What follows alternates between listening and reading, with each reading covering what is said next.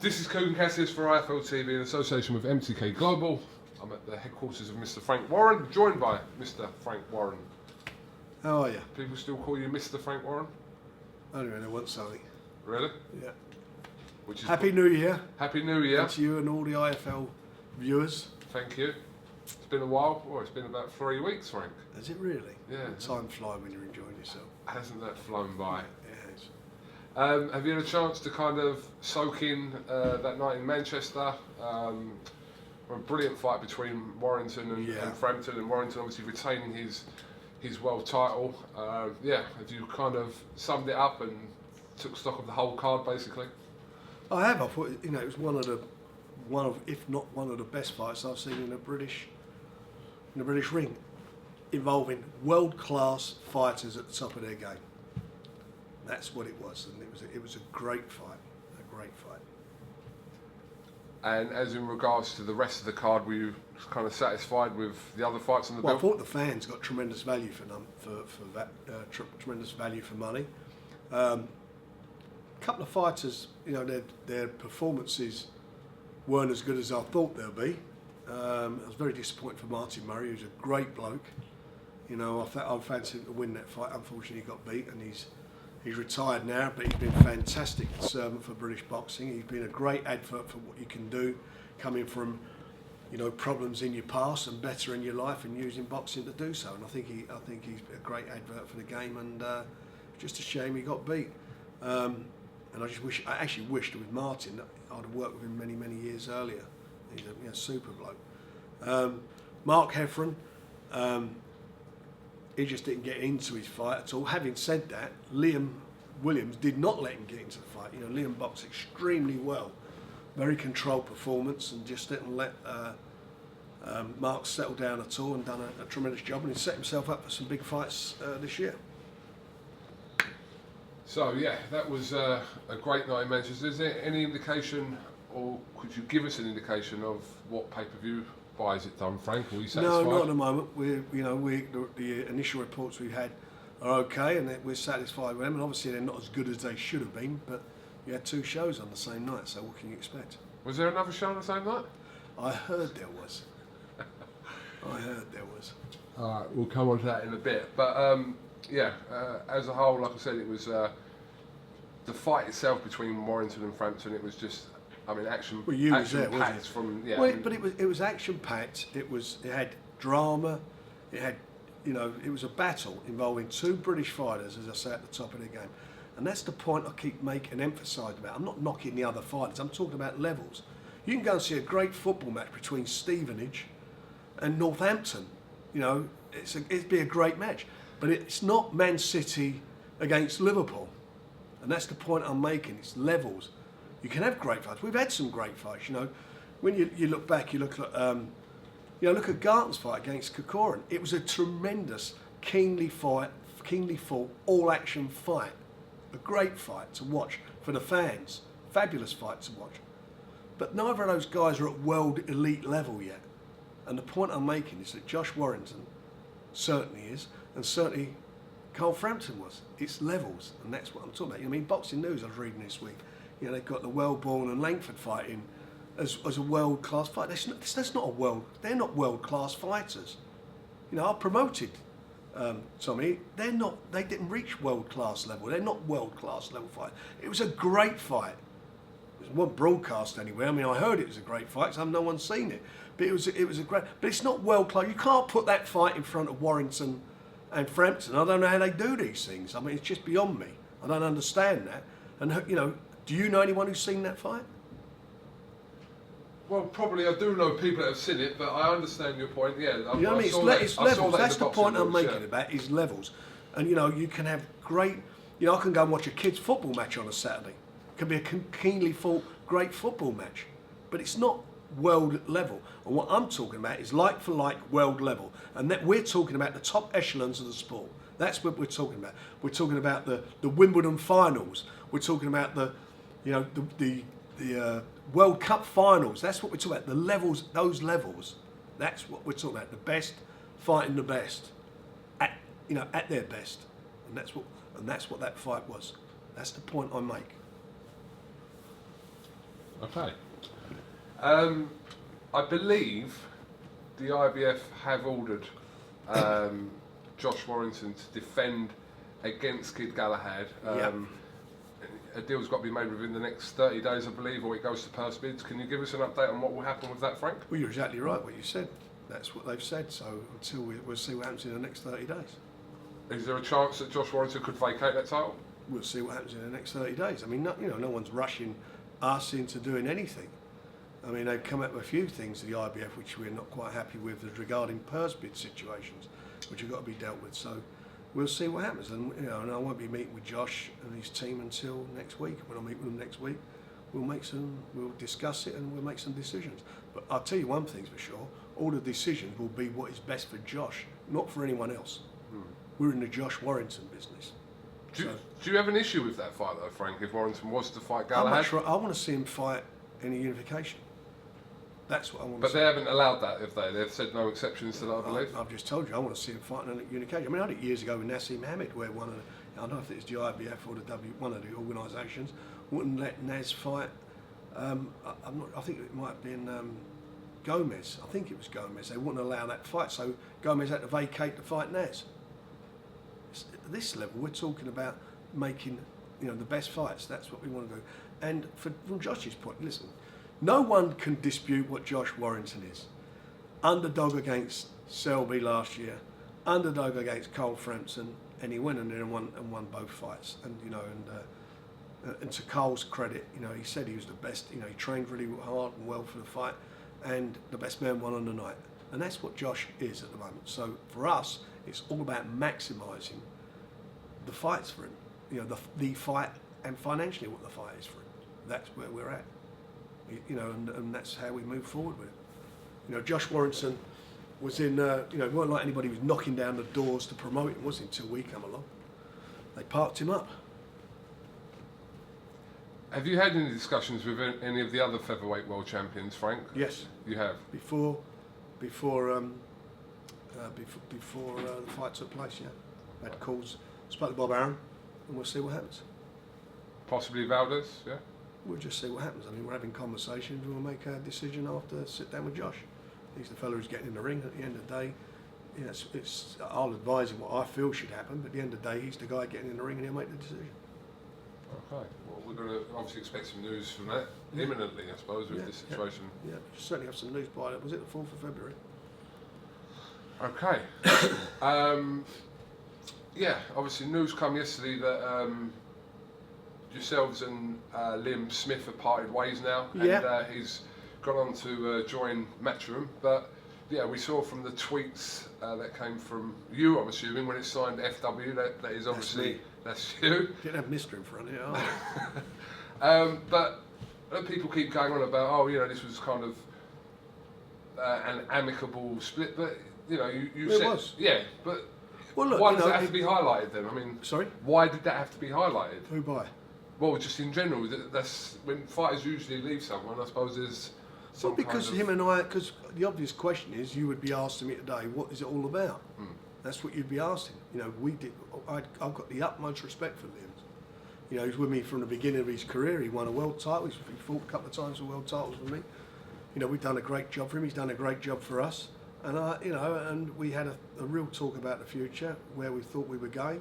And at the end of the day, we decided where we were. And I've got the utmost respect. Who knows? Maybe in the future I might promote him again. He might want to come and fight for us again. I don't know. That's going to be his choice and my choice. But we're good friends. We've had a great relationship, and I've got the utmost respect for him. And I like him as a person. I couldn't say anything in a million years against Liam. He's been loyal to me. I've been loyal to him, and we've worked very well together. The only thing I can say about him is that I want to see Arsenal knock the life out of Liverpool next week. But that's about it. Other than that, that's unlikely to happen. But yeah, no, tell me about it. You never know. But no, he's a lovely bloke. He's a lovely bloke, and you couldn't meet a gutsier fella. I think of things with him like he went and fought where I wanted. We wanted to pull him out the Alvarez fight because of the eye injury that he sustained, and how he couldn't spar, and he still wanted to go in and fight him. And look at what look at the performance he put in there without any sparring. That's what he is. He's a lovely bloke, and and he's a brave sod. There's no doubt about that. Don't get any game in him. The point I was trying to make was usually when there's a split, people kind of jump to conclusions and say, oh, what's happened there, as if there's some sort of negative thing. So the fact that you put that out and he put that out, that it was just a kind of a mutual decision, and that was good to see. Yeah, that's it. And as I say, I've got he'll always be welcome at my shows, and welcome when he comes to come down to watch the football with me, the Liverpool game. So he'd always be welcome any time. Tyson Fury is out in Marbella. Yep. Training, obviously, with his trainer. Training very hard, yeah. Looking in the same shape or better shape, he's shall we say? He'd be in better shape, wouldn't he? Because he's been constantly working. He's not, he's serious about where he's at the moment. He's not got out and gone, and got himself blown up in weight and whatever. He's just focused on maintaining, his fitness levels. And I spoke to him yesterday, and he said he wants to be out. He wants to be out in late March, early April. That's what he wants. What can you tell us about whatever talks are going on about the potential rematch with Wilder? Well, the talks are going on. We're having discussions at the moment, and it's a natural fight. That's the fight he wants. I know Deontay wants it, and I'm sure the fans want it after that dramatic finish of that last round. They'll want to see it as well, and let's get it on. That's what we're working towards. Is Shelley Finkel kind of keeping you updated on any conversations he's having with Matchroom and Anthony Joshua? Or he's not having any. Well, tells me he's not having any conversations with them at all. So he tells me, and we're certainly not having any conversations with Anthony Joshua because no one ever contacts us. All we do is read things. Hearn saying he's been talking to him and tweeting him. At the end of the day, they want to do anything. They got our number. Just pick the phone up because that's where it starts. Is here. We will then pass on whatever the discussions are to Tyson to make a decision. But that's where it's at. And as it stands now, we've had zero as regards any communication. Nothing at all. That again is a great fight. I mean, we're focused at the moment on Deontay Wilder, but him and Joshua is a great fight. There's no doubt about that. And I read Barry Hearn's piece that he did a radio interview, where he was talking about the egos involved and the different TV channels. Well, there ain't no ego involved from our end. I mean, there is an ego in there from their perspective, but certainly not from us. It's the simplest fight to make in the world. If you can sit down Bob Arum, if you can make Mayweather and Parker, and you want to talk about history, Bob Arum you make Mayweather and Pacquiao, and you look at the history between Bob Arum and Mayweather, and they can sit down and make that fight, and they can get Les Muniz in from CBS from one side in a room with the HBO people, Al Heyman, everyone gets in the room and they make that fight. It goes out on both channels. You have all the problems you had with Mike Tyson and Lennox Lewis, two different channels again, HBO at the time and Showtime. They got in a room and made the fight happen. They're not hard fights to make. If you want to make them, it's really simple. You make them. Sky and BT have just signed I'm talking about probably nearly £1 billion deal in sharing content together for the benefit of both their business and more importantly for their fans, making their contents available to both parties. Well, that's a lot of money for the fighters. In context of that, it's small beer. So why wouldn't you get them in a room to do that fight? If there's a will and there's a way to do it, it's there to be done. But the fact of the matter is, certain people don't want that to happen. Why don't they want it to happen? Because they're going to lose their cash cow. And they lose the control of it. It's very simple. You want to make the fight, get everyone together, sit down and make it happen. And if HBO, arch business rivals, or their arch business rivals in Showtime, could make those fights up till, recently make those type of fights happen, why can't Sky and why can't BT make them happen? Why can't they do that? And more importantly, you're sharing each other's subscribers. That can only be to the benefit of the boxers. More people get access to it. Means that it generates more income. So why on earth would you want that to happen? So does this Does this only happen, Frank, on a split broadcast? Is that the only way you see this happening? That's not what I've said. That's not what I've said. What I've said to you is to make it happen. All this bullshit about egos, all this crap with Hearn, what he comes out with Barry Hearn. Barry Hearn's very simple where he's at with Anthony Joshua. Forget about Tyson Fury and Wilder. It's a cash cow business. They got these are his words, not mine. A 7-year plan, and they just want him to. He can fight anybody because they can do 80,000 seats, 90,000 seats at Wembley. That's their mentality, and they can keep milking that cow. In the meantime, Dylan White's just gone through yet another fight, who's ranked number 1 by the WBO, and no one's pushing for him at all. No one's pushing for him at all to make that fight happen. I mean, if I was Dylan White, who actually has done well, hasn't he? When you think where he's come from, where he's got to, Dylan White's sitting there. Who's pushing for me to make that fight happen? Why am I sitting there like a spare dick at a wedding? You know, what is going on here? Why isn't that happening for me? Who's pushing for me? Listen, we're being pushed to fight. You're just telling me about Kid Galahad, who's with Matchroom. They're pushing for him to fight Josh Warrington. Why aren't they pushing for Dylan White? Why aren't they doing that? Why don't they do that? You know, why wouldn't they do that? So the fact of the matter is it's not about it. There's no ego here. There's no ego anyway. If that fight was to be made, whenever it's to be made, it's very simple. You sit in a room and make it happen. And it's not about Barry Hearn. It's not about Eddie Hearn. It's not about me. It's about the boxers. And more importantly, it's about the fans. And are you telling me that everybody, including 2 TV companies, should stand in the way and stop if that fight was to happen, stop it from happening? That's a disgrace. Showtime and HBO, they delivered to the fans fights that would never have happened if they had not worked together to make them happen. We made the fight with Tyson and Wilder happen because we cooperated with Shelley and PBS. We worked together to make that and deliver it to the fans. We worked to make it happen and made it very quickly. So it's all about looking at what the reasons for and the reasons why the fights don't happen. And it's very simple to see why the fights don't happen. I always say it's about killing a cash cow, it's about money, or you just don't fancy the fights. From your perspective, would this fight only happen with an equal split? Well, I can't see why else wouldn't it?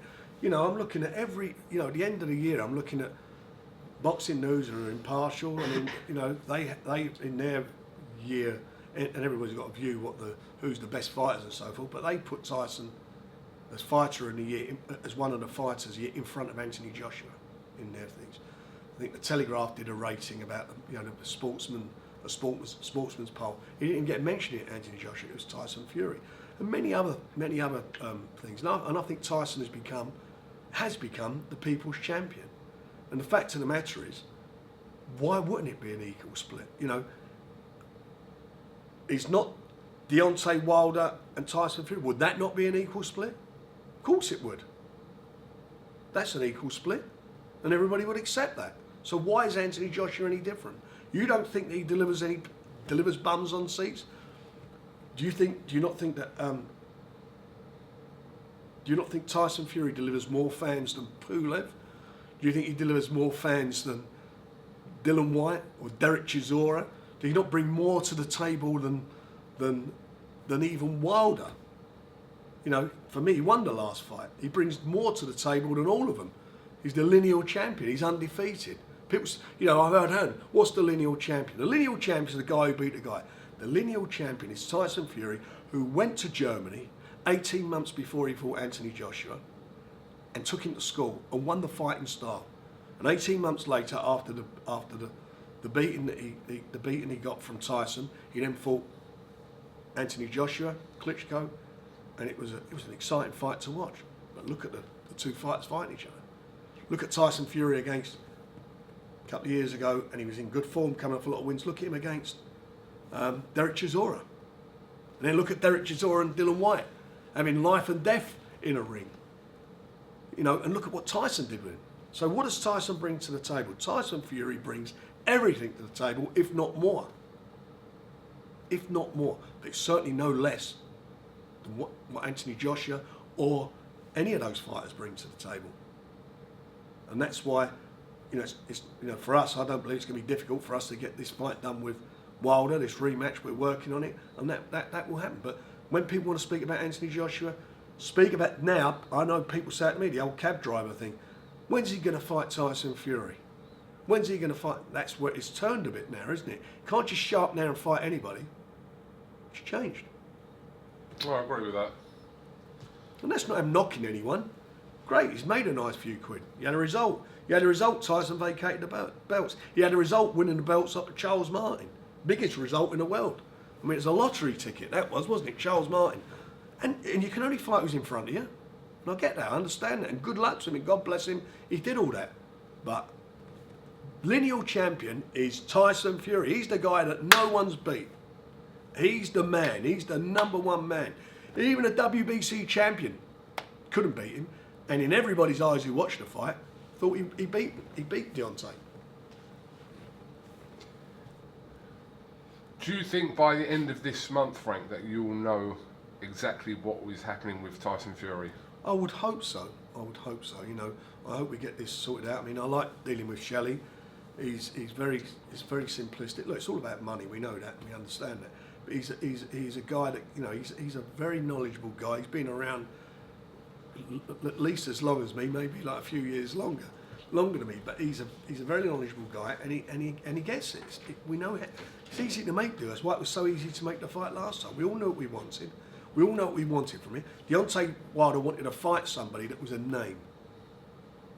And Tyson Fury wanted a challenge for the world title. So it was easy for us to do. And now both of the fighters want the rematch. So it's just a matter of us doing our best to sort out the finances to make it happen. What will happen if he doesn't fight Wilder then? What would be the plan then for Well, Fury? I don't want to be negative about that and saying if it doesn't happen. I just really do. We all want it to happen. But if he doesn't, then it doesn't, and he'll fight somebody else. But when he's kind of facing guys at the top now, it's like, where does he kind of come back down to?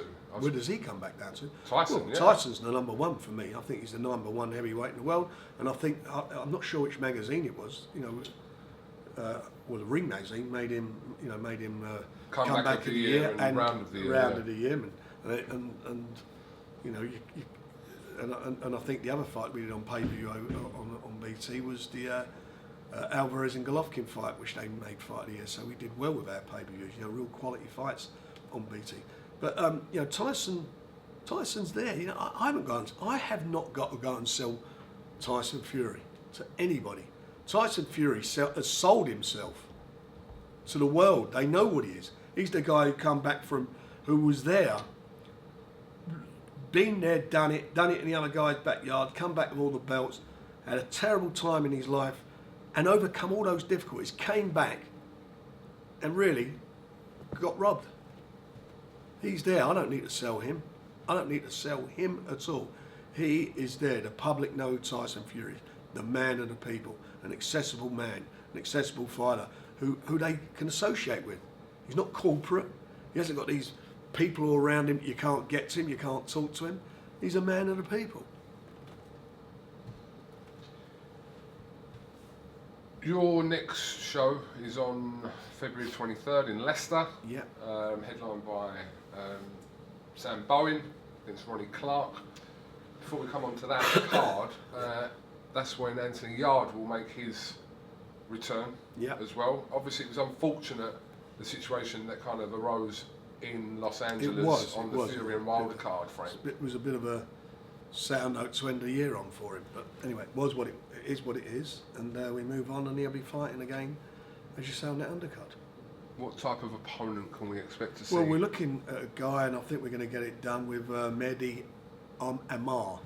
He's Frenchman. He lost on points, fight before last, to Alexander. I'm trying to pronounce this right. Gavizdik. Is that how you pronounce it? That'll do. People will know who you're talking about. Anyway, all I know on the Scrabble board, it's worth a lot of points. He's now, and he went on and fought. He then went on and fought Adonis Stevenson, and he's now the WBC champion. Yeah. And he went the distance with him the fight before, so that is a great test for him. You know, where we are with him is really simplistic. You know, we want to do that, and then we're looking to make the fight between the winner of Golovkin and Kovalev. these names today. Kovalev and Alvarez. We're trying to make one. He's number one. That's where he's at. That's where we're at. That's the level where we're at with him. That's what we're trying to do. So Frank, I mean, if a situation arises potentially where Buatsi is ordered to fight Anthony Yarde by the board, what will you do with that? Well, we'll have to see if they do that. But I mean, for us, we made it very clear. I've just told you the fighter that he'll be fighting on the 23rd. That for us is a massive big test for him. And then we're looking for the winner, as I've just said, of Kovalev, Alvarez. Yeah. He's number one. That's where we're at. So, do I want to be going back to Buatsi? You know, Buatsi's there to be done. I don't understand why Buatsi. We made quite a few fights last year with really good. You know, our fight, like mentioned earlier on, Corcoran fight, Johnny Garton fight. We made the Catterall O'Hara Davis. We made some. We made our fights and put them in with you guys. Heffron against Williams. We made them happen. They're sitting there with two fighters, Callum Johnson, and they're sitting there with Jose Burton, who seems to have disappeared into wherever he's disappeared to. Why aren't they making him with Buatsi? So they can make those fights. That's where we're at. In the meantime, let Buatsi go and do what he's done. You know, Buatsi's a quality fighter. I like him. He came to see us. We spoke with him. We may have even got close to doing a deal with him. But the fact of the matter is, he is where he is. You know, his last fight, he fought a guy who just come up from middleweight, and then he fought somebody who Anthony already knocked over. But let them get on doing with their thing. But there's two fights there. When you can actually see how good Buatsi is, compare him with Jose Burton, compare him with Callum Johnson. From a fan perspective, I suppose they look at that if they were to order that and think that was a great fight. It's a great fight. Yeah. It's a great fight. But at the moment, what do I want my man to do? Go and fight for a British title or go and fight for eliminator for the world title? Isn't Callum Johnson against Buatsi a great fight? Correct. Isn't Jose Burton against Buatsi a great fight? Correct. Well, make them. They've got them. They should be able to make them like that, like we make the fights we make of our guys.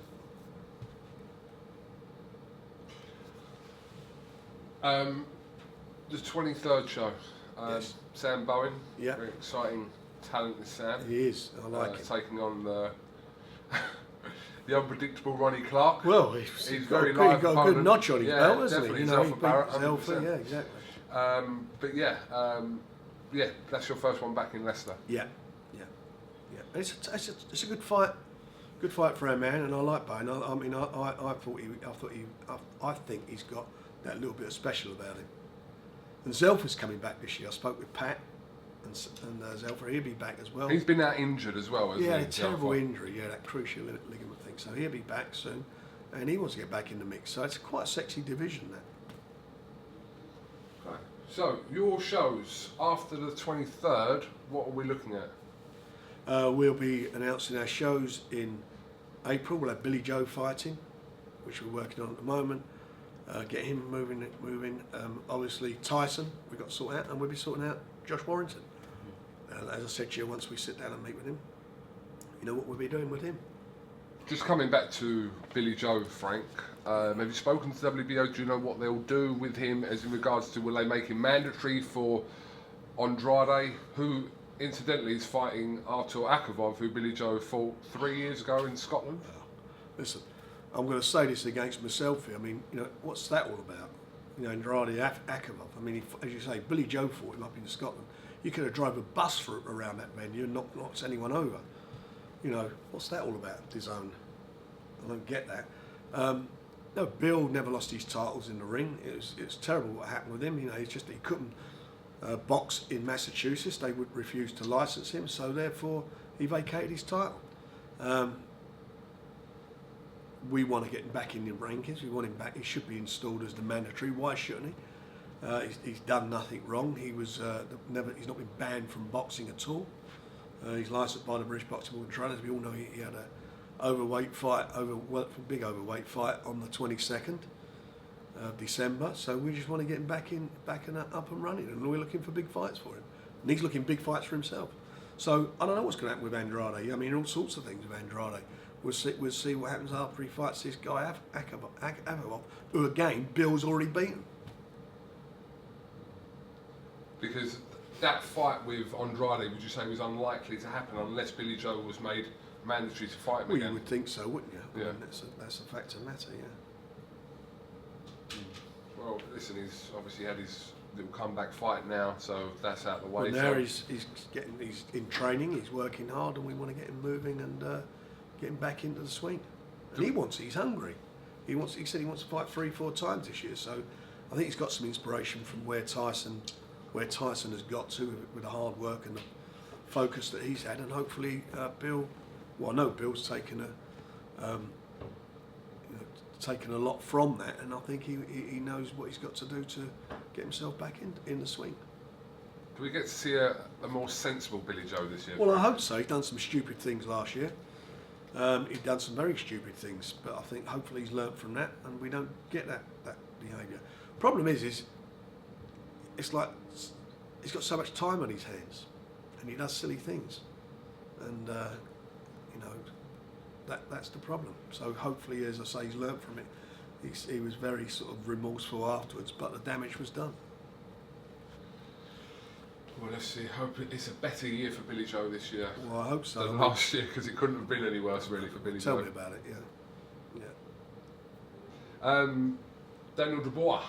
Yes. Obviously, big things expected from your undefeated heavyweight this year, Frank. Yeah.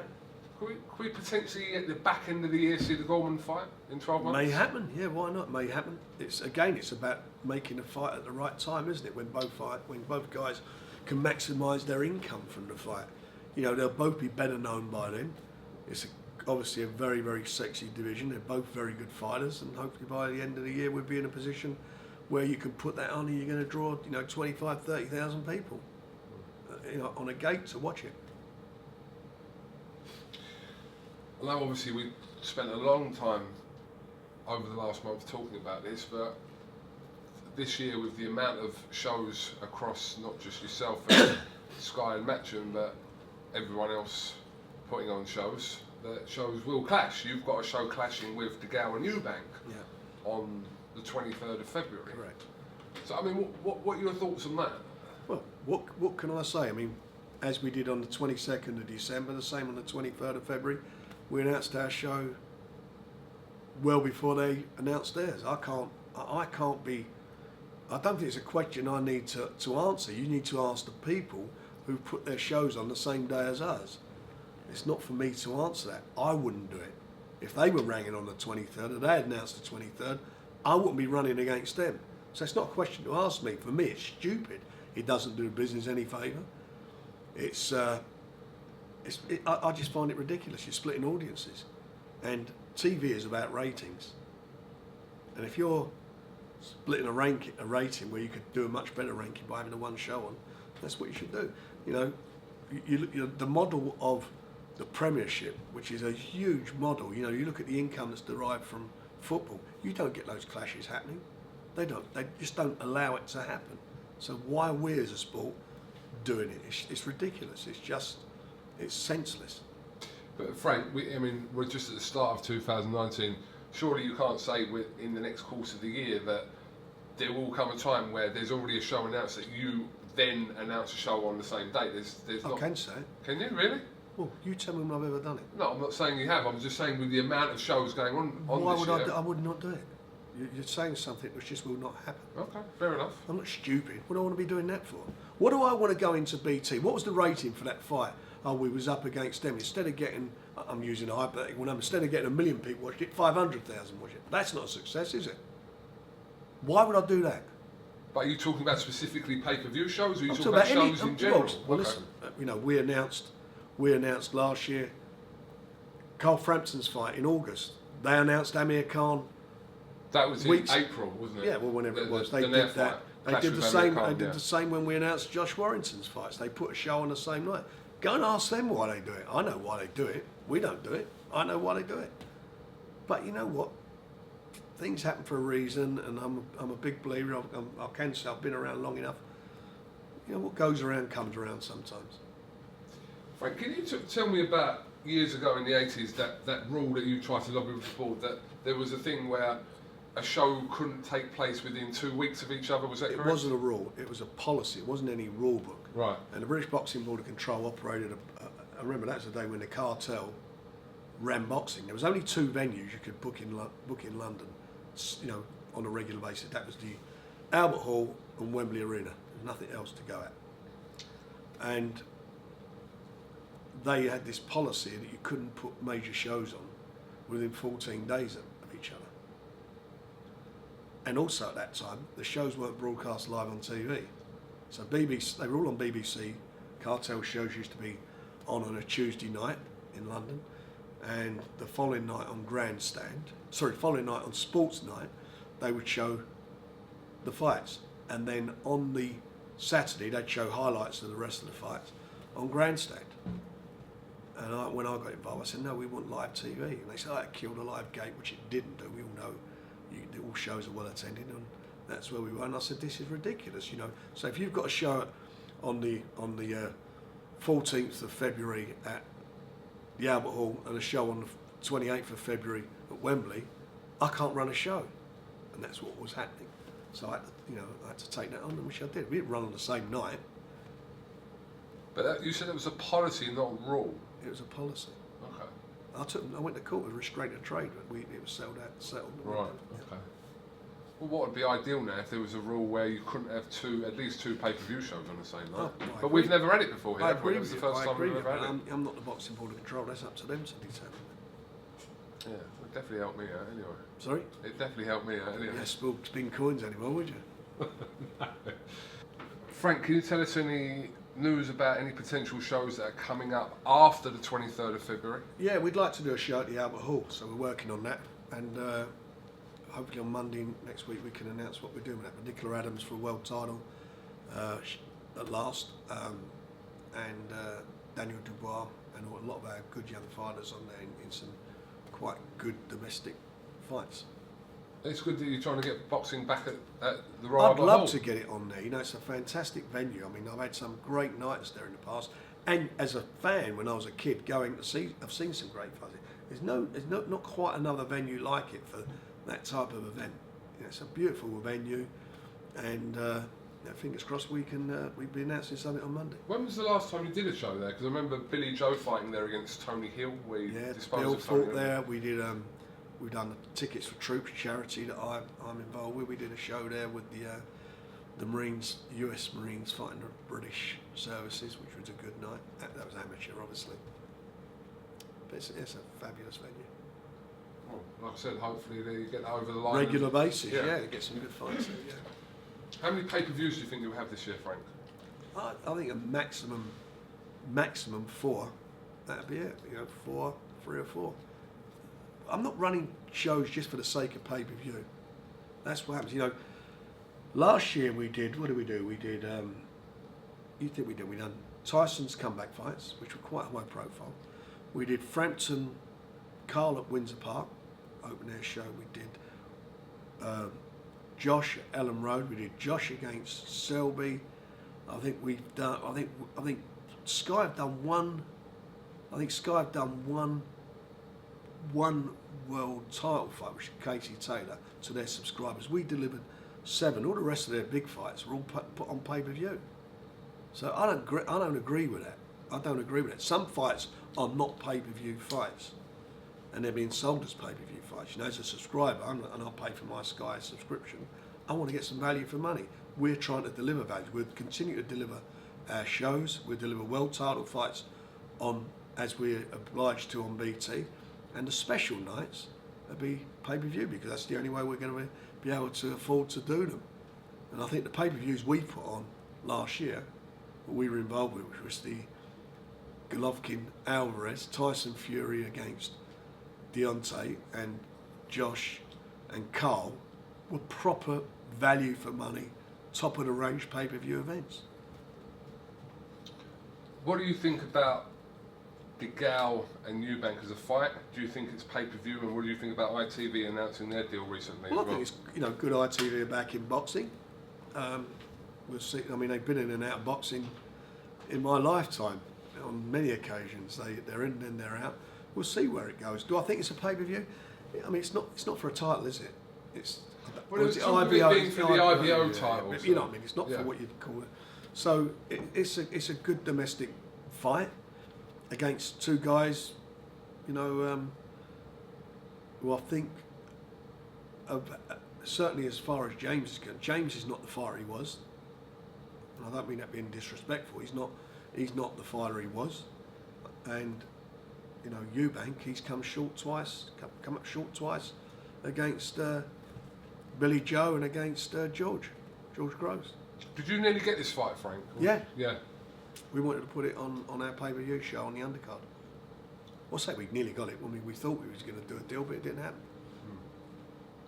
Okay. So you know, it is what it is. It's another night. It's another TV company getting involved with it. That tells you that boxing's on a high, that it's on a roll. But what we don't want to do is kill it. That's what we don't want to be doing. We're running against each other. These TV people need to get their heads together and sort this stuff out. And the boxing board of the roll, sort it out. You know, sort it out for the fans. It's for the fans' benefit. I think that fight was originally meant to take place in December. Yeah. And then Well, there you go. I mean, what can I say? I mean, I said to you when you asked me the question earlier. You know, we already announced that day. Okay. What can you tell us about where BoxNation is at the moment, Frank? Well, BoxNation at the moment is continuing to deliver what it delivers, the best fights from around the world. It's had some great fights last year. You know, Lomachenko, Terence Crawford, you know, all those great top ranked fights. Some fighters have been on there. There's been some fantastic fights on there, some great domestic stuff with up and coming young fighters on some of the MTK shows, and the same will be this year. I see some people out there are still aggrieved that your fighters, none of them fight on BoxNation. Well, because anymore. I've done a deal with another TV company. Yeah. It's no different than, you know, no different than PBC have done a deal with ITV, or Hearn's done a deal with Sky, or Hennessy does a deal with Channel 5. That's what it is. We've sold out, or Queensbury sold their promotional rights to BT, and that's it. You know, it doesn't mean, you know, it's the end of BoxNation. BoxNation are still broadcasting and showing some fantastic fights from around the world. I mean, they're showing the best, two of the best fighters in the world. Lomachenko for me is the best fighter in the world, and Terence Crawford, who I think is the best American fighter.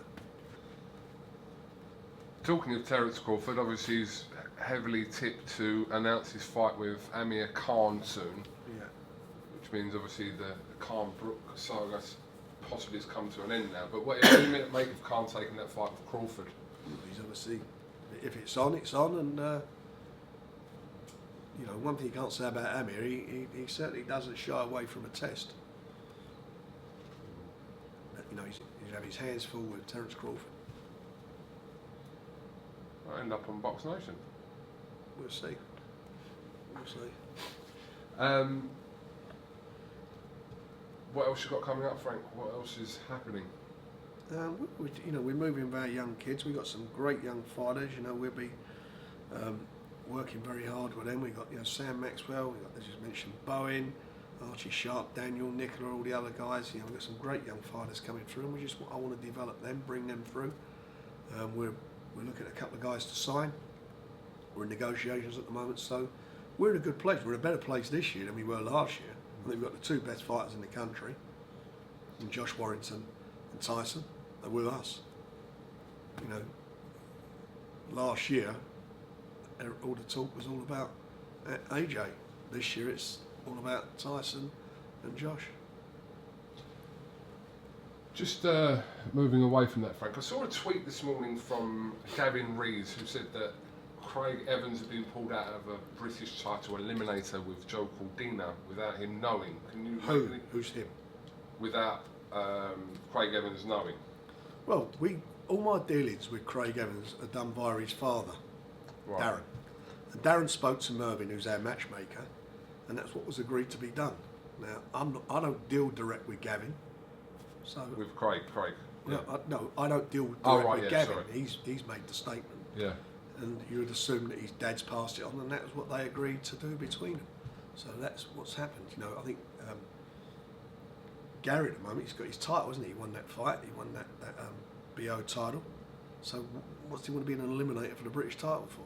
It's a good fight with him and the Welshman, the other Welshman. That's a really good fight. Caldina. That's a good fight to make. So we may make it. I'm going to make it for an eliminator for a title, and he's got himself into a position where he's got a world ranking. But the conversation happened between Mervyn and the father, as it does for all the fights. Okay. Your favourite subjects, Frank. I do want to talk to you about Stub-Hub. Go on. Yeah. Some of your tickets for Warrington Frampton appeared on Stub-Hub's secondary site, and also I believe Tyson Fury's fight with Pianetta, there were some tickets that appeared on there. Obviously you've been very vocal about I am. Stub-Hub, etc., but how does that make you feel to know I'm that very your annoyed tickets that I'm very annoyed on that there? I'm very annoyed that the tickets. I don't know how many tickets it were that got on there, and I can't control every fan who goes and buys 3 or 4 tickets or whatever it is and puts them on there. I can't stop that from happening unless somebody tells me who they are, the people who's got the tickets, where they are, and then we can look at them and decide what we do with them. You know, how we do it. But what we don't get, what happens, what has happened now, is that as far as Stub-Hub's concerned, is all these shows that Matchroom were putting on, which sold out in 10 minutes. You know, every time they announced a show, tickets are sold in 10 minutes, but there was always 500 tickets, which were being replenished regularly on Stub-Hub. Since the government brought in their legislation that if there's over 100 tickets from any single person on the secondary market ticket site, they have to declare the source. None of those shows have sold out in 10 minutes. It just hasn't happened. How many boxing events have sold out in 10 minutes since the government decided they were going to do that? You know, for me, Stub-Hub secondary market sites are a cancer to the industry. They are to the music industry, and they've done something about it. We've been very vocal. They've had questions asked, they've had parliamentary committees on it. We've had input into those. Matchroom were called before a parliamentary committee to explain why tickets were on them. Their tickets were appearing on the Stub-Hub sites and other sites. They should be banned. The government should ban it. I, as a promoter, would support that like that. It should be banned. Why should somebody's hard-earned cash, they're struggling to get tickets, why should they have to go and pay 2-3 times the face value of a ticket when somebody has not bought a ticket to go and watch the fight? They bought a ticket to sell it on. That should be wrong. So for what we're talking about specifically now, Frank, you're saying it's more, obviously, you can't help some that creep onto that site, as opposed to the amount of tickets. Look, if 500 tickets every day, where they've been on for Joshua fights and other fights, if there's 500 tickets every day and they're selling tickets every day, someone's replenishing those tickets. Someone's putting them on there. Someone's giving them to them. Where are they? I would know where 500 tickets come from, or 100 tickets. I would know where they would come from, because I'll just get onto Ticketmaster or the venue, or whoever sold them. Can you tell me who paid for those? Where's the credit card number? What's the name of the customer? What's their details? I would know what they are, wouldn't I? And certainly our competitors would know the same thing. So how does that happen? The point I'm making that it doesn't happen anymore, because they don't sell out in 10 minutes anymore and appear on these sites. That's stopped since the government brought in this new legislation. Now, people creep on there and do it. I'd advise punters not to buy them. So don't buy them, they're stuck with them. But, I mean, for the short term, unless something is done, there's nothing you can really do about it, is there? It's for the short term, it's up to us to try and stop it from happening. And as I say, we put pressure on the, we've asked the government departments to do it. We've been very proactive in that. I don't hear anyone else doing it. We've done it. We've nailed our flags at miles. Nobody else has done it. And listen, and Stub-Hub don't sponsor me. Who'd want to be sponsored by someone who's doing this to fans? Would you want would you want as a you're supposed to be fan friendly? Would you want to be doing that? Would you want to be doing that to the fans and having him as your sponsor? Would you do that? I don't get that. I don't understand. You should be asking those. You should be asking those questions, not to me because I don't do it. No, but I asked you because there were some of your tickets. But fine. But you know what? The question you should be asking is why were there always 500 tickets on that site, and where did they come from? What did you do to check it out? What did you do to check it out? That's the question you should ask. It's a really simple question. Why are the fans paying over the odds for the tickets? Why was that continually happening? And why are they sponsoring you? Why are you letting them sponsor you? No wonder the accounts are so healthy. Okay. Is there anything else you'd like to add? No, I'll tell you what I want to do. A special mention to Mark Prince. Yep, and absolutely. He was awarded an honour in, quite rightly so, in the New Year's honour list.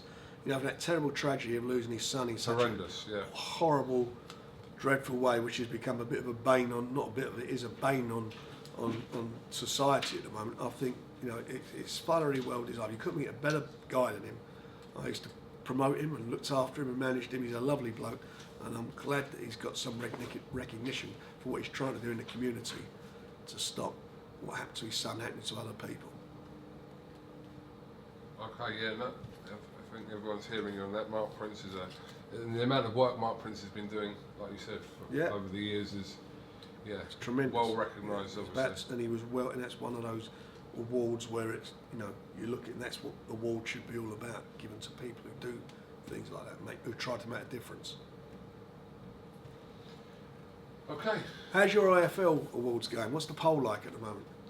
The poll is, I can tell you actually. Come on, tell me. I can actually How many more days we got to go? Well, we've just extended it to the 31st. Oh, what are you trying to do? Change what the numbers are? No, the numbers are what they are, Frank.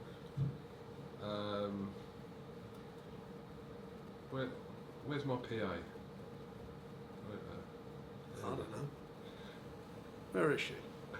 Right, so in the lead at the moment is Tyson Fury, who is 30.1% of the vote. Second is Josh Warrington. What's his percentage? 22.9. So Joshua and Fury taking up half the vote. 12 nominees. And then after that is Callum Smith. Yeah. Anthony Joshua is fourth. What percentage he got?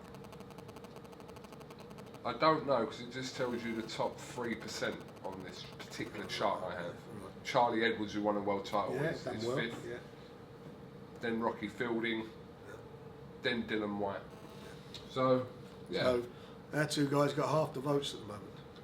So far, yeah. So we must be doing something right. What's that? We must be doing something right. Absolutely. Who would you vote for? It's a tough one.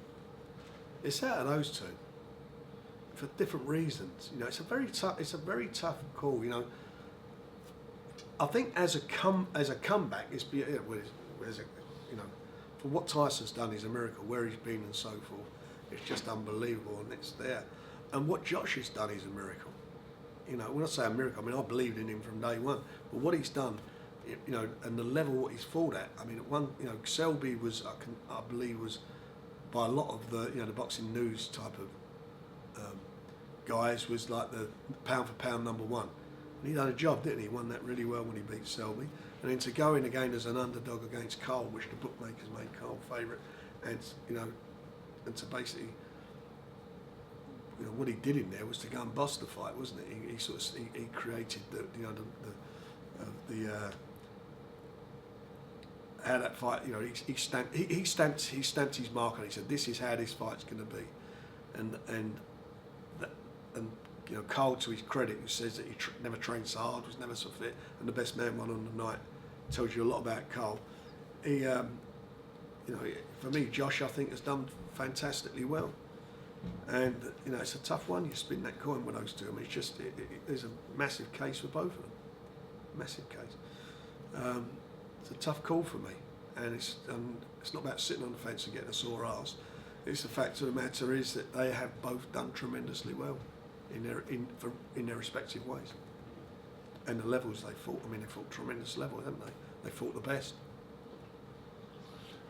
Just changing the subject completely, did you see a clip of Anthony Joshua driving on a golf cart which was driven by... You showed it to me.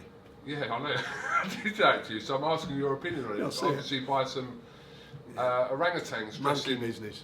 What? Monkey business. Any thoughts on that, Frank? Did you rewatch that at any point in your life?